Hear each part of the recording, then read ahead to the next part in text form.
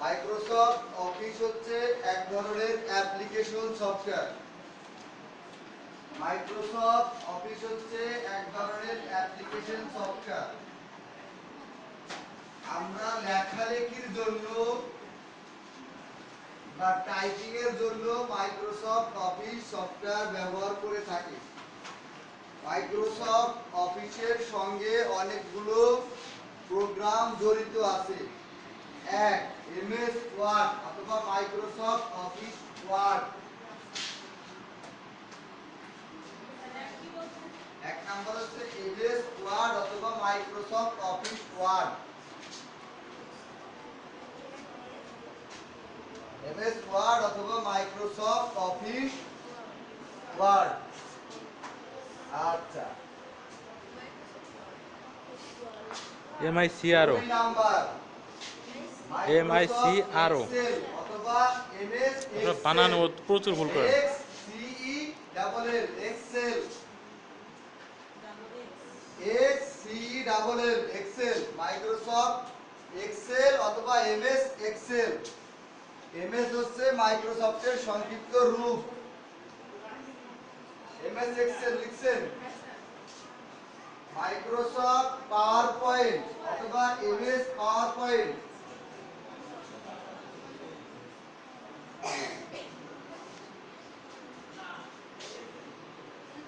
লিখছেন power point. এখানে এছাড়া আরো অনেক প্রোগ্রাম আছে। আমরা শুধুমাত্র এই তিনটা প্রোগ্রাম ব্যবহার করা শিখব। আমরা শুধুমাত্র এই তিনটা প্রোগ্রাম ব্যবহার করা শিখব। আমাদের প্রথম 2 দিন হচ্ছে মাইক্রোসফট অফিসের Microsoft Word. Microsoft Word Microsoft Word দিয়ে আমরা বিভিন্ন লেখালেখির কাজ করব। আপনারা প্রজেক্টরের দিকে খেয়াল করেন। এই যে স্টার্ট বাটন, এখানে ক্লিক করলাম, ক্লিক করে অল প্রোগ্রামসে ক্লিক করলাম। করলে দেখেন এখানে মাইক্রোসফট অফিস সফটওয়্যারটা ইনস্টল করা আছে। যার পিসিতে নেই তার পিসিতে আমরা ইনস্টল করে দিব। আপনারা এখানে খেয়াল করেন, আপনাদের নিজেদের ল্যাপটপে না খেয়াল করে এখানে খেয়াল করেন। মাইক্রোসফট অফিসের ভিতর দেখেন অনেকগুলো প্রোগ্রাম আছে। Microsoft EXCL Excel Microsoft Excel, Microsoft InfoPath, Microsoft InfoPath filter, EXCL Microsoft ই কই OneNote, Microsoft Outlook, Microsoft PowerPoint, Microsoft Publisher, Microsoft SharePoint, Microsoft Word. এর ভিতরে আমি মাত্র তিনটা নাম বলছি, যেই তিনটা আপনাদের শেখানো হবে। এক, মাইক্রোসফট ওয়ার্ড, আজকে এবং কালকে মাইক্রোসফট ওয়ার্ড। আচ্ছা, এখানে কিন্তু পাশে 2010 আছে, তার মানে হচ্ছে এটা 2010 সালের ভার্সন। 2010 সালের ভার্সন। এছাড়া 2003 আছে, 2007 আছে, 2013 আছে। আমরা 2010 সালেরটাতেই প্র্যাকটিস করব। দেখেন ক্লিক করলে এখানে অনেকগুলো বার আসছে। এই যে বারটা দেখতেছেন, এই বারটার নাম টাইটেল বার। এই যে লাল বারের উপর লেখা, এই বারটার নাম হচ্ছে টাইটেল বার। আর এই ফাইলটার নাম হচ্ছে ডকুমেন্ট 1। এই ফাইলটার নাম চেঞ্জ করে আমি যদি মিতালি, জুথি, জেসিকা বা যে কোনো কিছু দেই, ডকুমেন্ট 1 এর জায়গায় তাই চলে আসবে। বুঝাতে পারলাম? এইটা হচ্ছে টাইটেল, ডকুমেন্ট 1 হচ্ছে টাইটেল। আর এইখানে হচ্ছে মাইক্রোসফট ওয়ার্ডের কি কোন জিনিসটা আমরা ইউজ করতেছি তাই লেখা আছে। মাইক্রোসফট ওয়ার্ড হলে মাইক্রোসফট ওয়ার্ড, মাইক্রোসফট এক্সেল হইলে মাইক্রোসফট এক্সেল। এইটা হচ্ছে টাইটেল বার। আর এইখানে যে বিভিন্ন মেনুগুলো দেখতেছেন, এইগুলোকে বলা হয় ট্যাব। কেন ট্যাব বলি? এক একটা অপশনের আন্ডারে অনেকগুলো অপশন আছে, এগুলো হচ্ছে ট্যাব। প্রত্যেকটা দেখতেছেন, review, view, home, insert, page layout, reference, আর মেইলিংস, রিভিউ, ভিউ, এরা হচ্ছে ট্যাব। আচ্ছা, এখন আমরা ট্যাবগুলোর পরিচিতি দিয়ে আলোচনা করব। ট্যাবগুলোর পরিচিতি দিয়ে এইখানে দেখেন কল ব্রি, টাইমস নিউ রোমান, এরিয়াল, এই যে বিভিন্ন ধরনের যা কিছু দেখতেছেন এরা হচ্ছে ফন্ট। এরা হচ্ছে ফন্ট। ফন্ট মানে কি কেউ বলতে পারবেন? ফন্ট মানে হচ্ছে লিপিমালা অথবা লেখার ধরন। লিপিমালা অথবা লেখার ধরন। আমি আগেই বলছি আমি প্রশ্ন করব, উত্তর দিতে না পারলে ধরে নেব টিচার পড়াইছে, আজকে যা পড়ানো হয়েছে আগামীকাল প্রশ্ন করব। এখন আমাদের পরিচিতি চলতেছে, মাইক্রোসফট ওয়ার্ডের পরিচিতি চলতেছে। এইখানে আপনি ধরেন কিছু লিখলেন, এই যে আমি কিছু লিখলাম, এই লেখাগুলোকে আমি সিলেক্ট করতে পারি, এইভাবে সিলেক্ট করতে পারি। আপনাদের প্র্যাকটিক্যালি দেখাই দেব। এখন দেখেন এই যে ফন্ট, ফন্টটাকে যদি ক্যামব্রিয়া জায়গা দেওয়া হয় তাহলে আসে এই রকমের। যদি ফন্টটা চেঞ্জ করে কালিব্রি দেই তাহলে আসবে আরেক ধরনের। ফন্টটা চেঞ্জ করে যদি টাইমস নিউ রোমান দেই তাহলে আসবে আরেক ধরনের।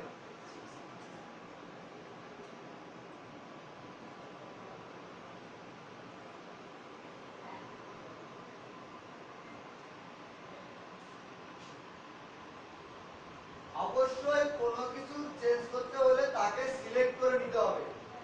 এই যে আমি সিলেক্ট করলাম না, এটা হচ্ছে সিলেক্ট করা। এই যে এইভাবে টেনে ধরে নিয়ে যাওয়া হচ্ছে সিলেক্ট করা। ফন্ট আপনি বিভিন্ন ফন্ট চেঞ্জ করবেন। যদি আপনাদের পরীক্ষায় সূত্র এরকম থাকে Times New Roman is dash, আপনারা কি লিখবেন? কি লিখবেন? Font, F O N T S, font অথবা font, F O N T, font. বুঝতে পারলাম? যদি বলা হয় কালিব্রি বা কলিব্রি ইজ ড্যাশ, কি লিখবেন? ফন্ট। এখানে বিভিন্ন ফন্ট আছে, ফন্টগুলো পড়ার চেষ্টা করবেন। এরিয়াল ব্ল্যাক, এরিয়াল ব্ল্যাক দিলে ফন্টটা চেঞ্জ হয়ে যাচ্ছে না? আচ্ছা, টাইমস নিউ রোমান দিলে এক একটা দিলে এক এক ধরনের ইফেক্ট আসতেছে নাকি?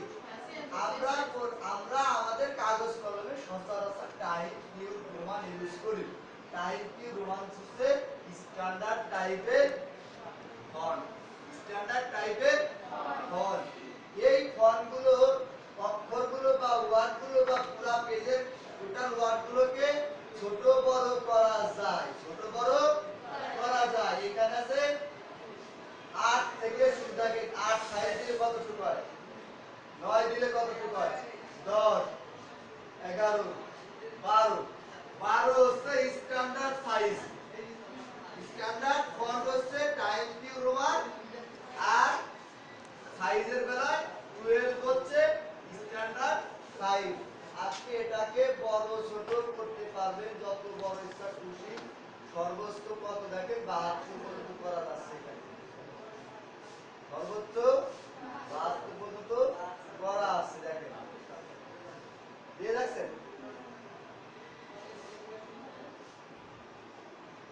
এইবার এই যে ফন্টটা আমি করলাম, কাজ করতেছি তো একটু পরে কথা কত বলবো। সাইজের করছিলাম বলতে পারবেন? এই দেখেন 48, 48 সাইজের করছি।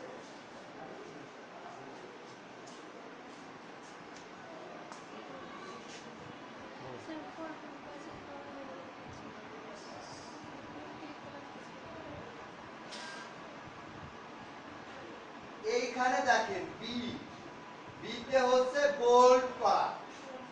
আমি আমার টোটাল পেজটাকে সিলেক্ট করলাম, অথবা একটা ওয়ার্ডও সিলেক্ট করে কাজ করতে পারি। আপনারা বলেন আপনাদের সুবিধার্থে আমি কি টোটাল পেজটাকে সিলেক্ট করে নিব না একটা ওয়ার্ড সিলেক্ট করে নিব? একটা ওয়ার্ড সিলেক্ট করে নিলাম। এখন এই ওয়ার্ডটাকে আমি যদি বি তে ক্লিক করি ওয়ার্ডটা হয়ে যাবে বোল্ড, মানে একটু মোটা। ওয়ার্ডটা হয়ে যাবে বোল্ড। যদি আই তে ক্লিক করি ওয়ার্ডটা হয়ে যাবে ইটালিক। ইটালির লোকজন ইটালিক ফর্মে একটু ডান দিকে দেখা করে রাখে। ইটালিক ফর্মে ইটালির লোকজন একটু ডান দিকে ব্যাখ্যা করে লেখে। যদি চাই ওয়ার্ডের নিচে একটা আন্ডারলাইন দেব, তাহলে আমরা ইউতে ক্লিক করব। তার আগে বলে দেই, এই যে লাল রঙের আন্ডারলাইন দেখতেছেন না, এটা কোনো আন্ডারলাইন না, এটা হচ্ছে ওয়ার্ডটা মিনিংফুল হয় নাই, এটা কোনো ওয়ার্ড না। G J F C F এটা কোনো ওয়ার্ড না। যদি দিতেন কোনো ওয়ার্ড, যেমন একটা ওয়ার্ড বলেন ই, একটা ওয়ার্ড, তাহলে ওইটার নিচে লাল দাগ আসতো না। সব নাউনের নিচেই লাল দাগ চলে আসে। এখন ও নাউন হিসেবে ধরে নিচ্ছে, কাউন্টিং করে নিচ্ছে, এই জন্য লাল দাগ অটোমেটিক্যালি চলে আসতেছে। আচ্ছা, এখানে যদি আমি লিখি, দেখেন ই এ টি, ই এ টি, দেখেন এটার নিচে কোনো লাল দাগ নাই, লাল দাগ নাই। আচ্ছা, এটাকে, এটা শুদ্ধ হয়েছে, এটাকে রাইট বাটন ক্লিক করলে এখানে দেখেন, দেখি কি দেখাচ্ছে কিনা।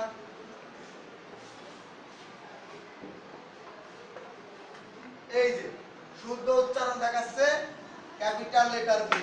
ওয়ার্ডের সরি লাইনের প্রথম অক্ষর সবসময় কি হয়, ক্যাপিটাল লেটার হয়। এখন দেখেন আর ভুল দেখাচ্ছে না। আগের বেলায় বলছিল ওয়ার্ড সঠিক আছে, বাট ফরম্যাট সঠিক নেই, এই কারণে সবুজ দাগ আসছে। এখন কিন্তু কোনো দাগ নেই, এখন এটা কি আছে, ইটালিক ফর্মে আছে, বোল্ড এন্ড ইটালিক। বোল্ড অবস্থা ইটালিক আছে, আমি ইটালিকটা বাদ দিতে পারি, বাদ দিলে সোজা হয়ে গেল। আমি বোল্ডটা বাদ দিতে পারি, তাহলে দেখেন বোল্ড নেই। এখন আমি যদি চাই এই ওয়ার্ডের নিচে একটা আন্ডারলাইন দেব, তাহলে এখানে দেখেন অনেকগুলো আন্ডারলাইনের ফরম্যাট আছে। সিঙ্গেল আন্ডারলাইন দিলে এই রকমের আসবে, ডাবল আন্ডারলাইন দিলে এই রকমের আসবে, সিঙ্গেল মোটা, সিঙ্গেল চিকন, সিঙ্গেল মোটা, সিঙ্গেল চিকন। আচ্ছা, যদি ডটেড আন্ডারলাইন দেই এইটা আসবে, যদি এই ধরনের দেই এইটা আসবে। আপনাদের এখান থেকে যেটা খুশি সেটা আপনারা ইউজ করতে পারেন। আমরা সচরাচর এইটা বা এইটা ইউজ করি লেখার নিচে। আন্ডারলাইনিং কেন করি বলেন, আন্ডারলাইনিং কেন করি? গুরুত্ব বোঝানোর জন্য, ভূমিকা বোঝানোর জন্য, ইন্ট্রোডিউসটাকে বোঝানোর জন্য আমরা আন্ডারলাইন ইউজ করি। ধরেন কোন একটা রচনা লিখতেছে, লেখার জন্য ভূমিকা লিখে বিষয়টাকে বলনো দিতে পারেন, অথবা আন্ডারলাইন দিয়ে লিখতে পারেন। যারা আর্টসে পড়াশোনা করে আসছেন, ভূগোলের প্রশ্নগুলো আপনারা এই ধরনের করে আসছেন, করছেন কিনা? আচ্ছা, এটা গেল বোল্ড, ইটালিক, আন্ডারলাইনের বিভিন্ন ফরম্যাট। এইবার দেখেন এই যে ওয়ার্ডটা, এটাতে আপনি চাইলে মাঝখানে একটা ক্রস করতে পারেন। আচ্ছা, আন্ডারলাইনটা তুলে নিন, ওয়ার্ডের মাঝখানে ক্রস দিতে চাইলে এইখানে ক্লিক করবেন। আচ্ছা, এবার হচ্ছে সাবস্ক্রিপ্ট এবং সুপারস্ক্রিপ্ট। আমরা এর প্লাস হোল স্কয়ার অথবা বাইনারি লেখার সময়, বাইনারি লেখার সময় আমরা কি করি, নিচেই যেমন x2 পানির সংকেত কি, H2O, পানির সংকেত হচ্ছে, ধরেন এটা নিচে দিয়ে দেখি, H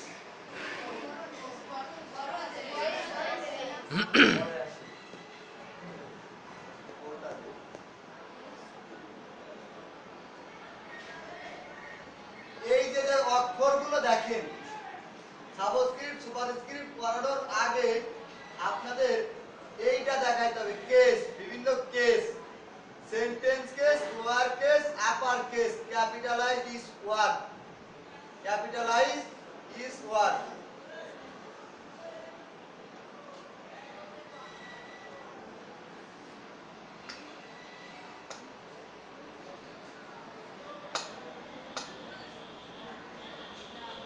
এখানে লিখলাম আমি আমার নেম, আই অ্যাম রাহুল। এখানে আমি যদি করতে চাই বিভিন্ন পেজ অনুযায়ী, একটা পেজে অনেকগুলো লাইন এরকম দিলাম, আমি অনেকগুলো লাইন দিতে পারি।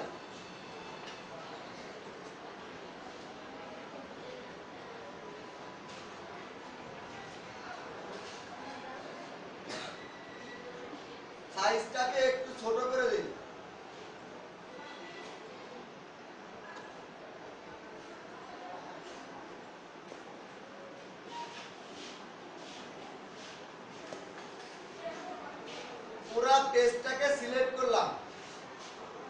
পেজটাকে সিলেক্ট করলাম। আমরা এখন কেস ইউজ করব। কেস কেস বুঝেন? কেস। আচ্ছা, কেসের বাংলাটা আপনারা কালকে ডিকশনারি থেকে পড়ে এসে আমাকে জানাবেন। আচ্ছা, এখানে আছে সেন্টেন্স কেস। একটা সেন্টেন্স লেখার নিয়ম কি ইংরেজিতে? সেন্টেন্সের প্রথম অক্ষর সবসময় বড় হাতের হয়। আচ্ছা, আমি যদি সেন্টেন্স কেস দেই তাহলে দেখেন সেন্টেন্সের প্রথম অক্ষর সবসময় বড় হাতের দিয়ে শুরু হয়েছে। এরপরে দেখেন লোয়ার কেস। লোয়ার কেস বলতে যতটুকু জায়গা সিলেক্ট আছে ততটুকু জায়গার সবগুলো ওয়ার্ড বা সবগুলো লেটার লোয়ার হয়ে যাবে, অর্থাৎ স্মল লেটারের হয়ে যাবে। আমি যদি এখানে লোয়ার কেস দেই স্মল লেটারের হয়ে গেছে। হয়েছে? এরপরে দেখেন আপার কেস। আপার কেস দিলে প্রত্যেকটা লেটার ক্যাপিটাল লেটার হয়ে গেল। আপনারা সবাই এখন কলেজে পড়েন, এখন ছোট হাতের বড় হাতের শব্দটা আপনারা ইউজ করতে পারবেন না। এটা ইউজ করা হচ্ছে 1 2 3 এর ছেলে মেয়েরা।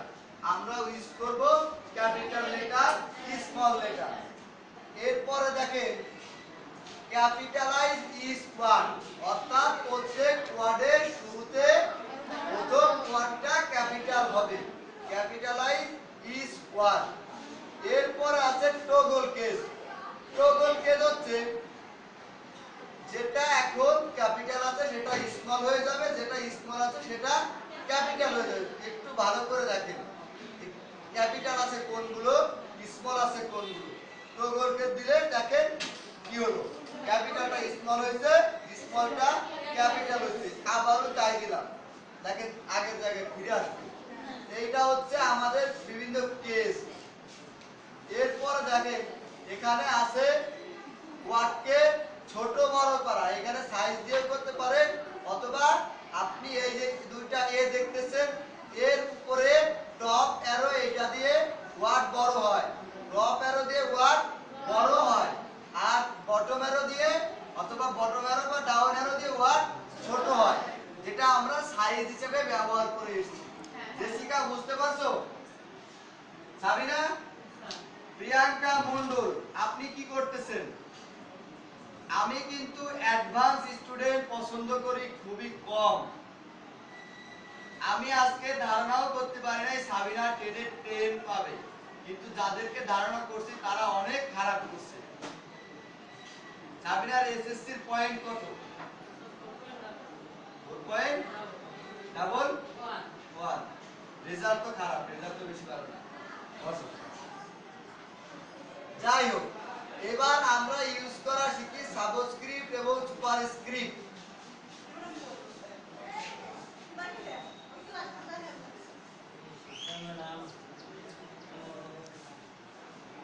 পানির সংকেত H2O, টুটা কোথায় থাকে? এইচের নিচে। টুটা যদি নরমালি এরকম দেই তাহলে দেখেন এটা কি হলো? হলো না।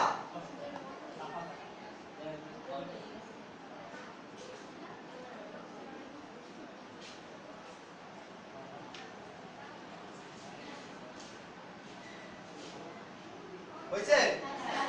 তাহলে আমরা কি করলাম, ধরেন আপনি এখানে 2 লিখলেন, মাঝখানে 2 লিখলেন, 2টাকে সিলেক্ট করবেন। নরমাল অবস্থা হচ্ছে এইটা, তাই না? এখন 2টাকে সিলেক্ট করা, সিলেক্ট করে এখানে ক্লিক করে দিলে হয়ে গেল H2O।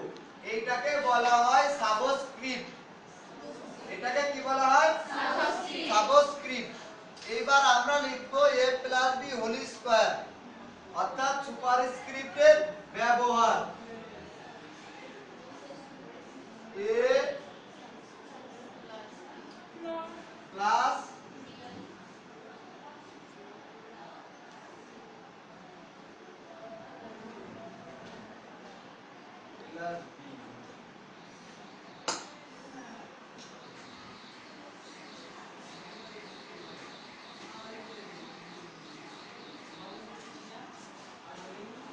হোল স্কয়ারটাকে নিচে আসবে না উপরে যাবে?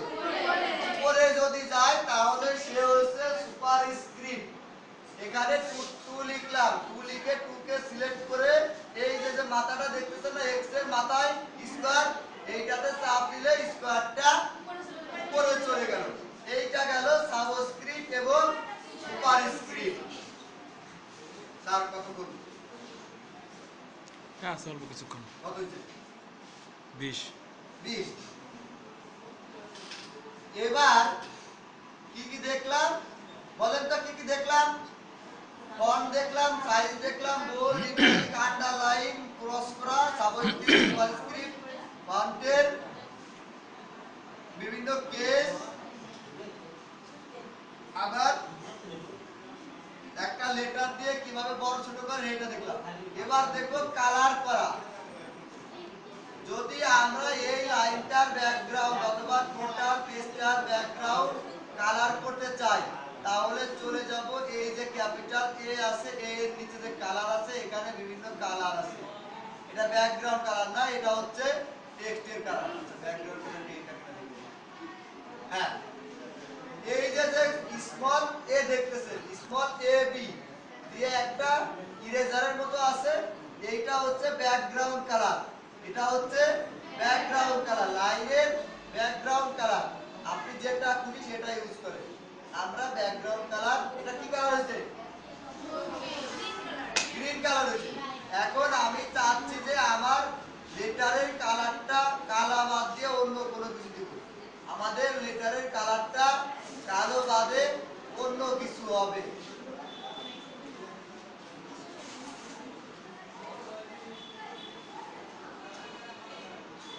তখন এইখান থেকে হবে।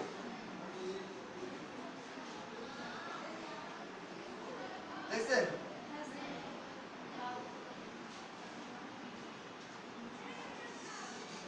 হয়েছে? ব্যাকগ্রাউন্ড কালার এবং ফন্টের কালার দেওয়া শিখলাম। ব্যাকগ্রাউন্ডের কালার হচ্ছে এখান থেকে, ফন্টের কালার হচ্ছে এখান থেকে। ইচ্ছা করলে কোনো একটা নির্দিষ্ট ওয়ার্ডের কালার চেঞ্জ করে দিতে পারি।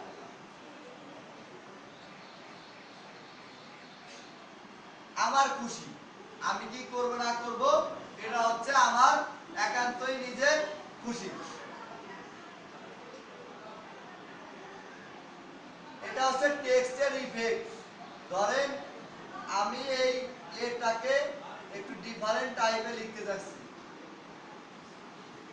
আমার ইচ্ছা মতো যে কোনো একটা টাইপ দিয়ে আমি লিখতে যাচ্ছি। এই টেক্সটের বিভিন্ন ইফেক্ট আছে, এই ইফেক্টগুলো আপনি ইউজ করতে পারেন।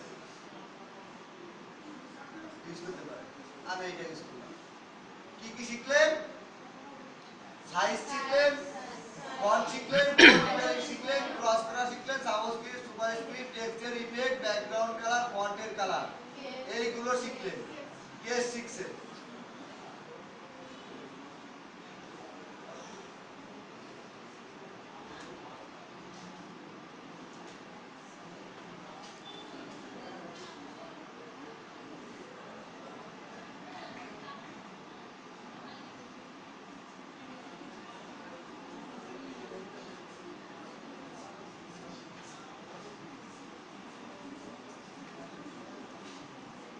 আচ্ছা, এবার দেখেন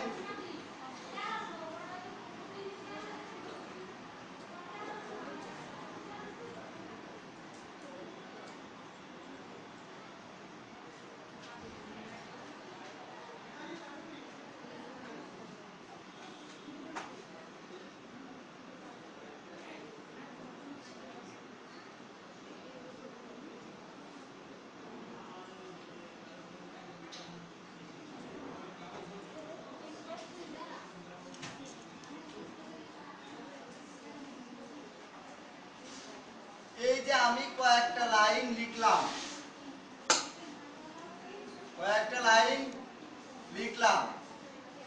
এখন আমরা অ্যালাইনমেন্ট করব। অ্যালাইনমেন্ট হচ্ছে describe text. Alignment is describe text.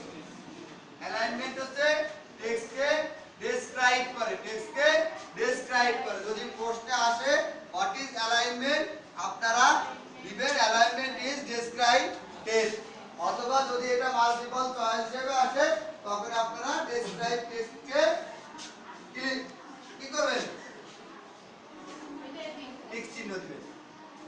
এখন আমরা অ্যালাইনমেন্ট দেখব। অ্যালাইনমেন্ট দেখেন কিভাবে করা হয়। এখানে কয়েক ধরনের অ্যালাইনমেন্ট আছে, একটা হচ্ছে লেফট অ্যালাইন, একটা হচ্ছে সেন্টার অ্যালাইন, একটা হচ্ছে রাইট অ্যালাইন, একটা হচ্ছে জাস্টিফাই অ্যালাইন। আমি যদি জাস্টিফাই অ্যালাইন করি তাহলে টেক্সটে কি করে, পেজের এই পাশ থেকে ওই পাশ পর্যন্ত নেবে, নিয়ে মাঝখান থেকে প্রয়োজন হয় সে গ্যাপ করে দেবে। মাঝখান থেকে গ্যাপ করার প্রয়োজন মনে করলে করবে, না মনে করলে করবে না, বাট পুরা পেজের এই পাশ থেকে ওই পাশ নিয়ে নেবে। যদি বলা হয় রাইট অ্যালাইন, রাইট অ্যালাইন হচ্ছে ডান পাশ থেকে পেজ, ডান পাশ থেকে লেখাটাকে সমানভাবে ধরবে, ধরে বাম পাশের দিকে নিয়ে যাবে, বাট রাইট সাইড কি থাকবে, সমান থাকবে। এরপরেরটা হচ্ছে সেন্টার অ্যালাইন। সেন্টার অ্যালাইন হচ্ছে সে মাঝখানটাকে ইউজ করবে, আর লেফট অ্যালাইন হচ্ছে রাইট সাইডটা সমান রাখবে। 26 ক্লোজ করে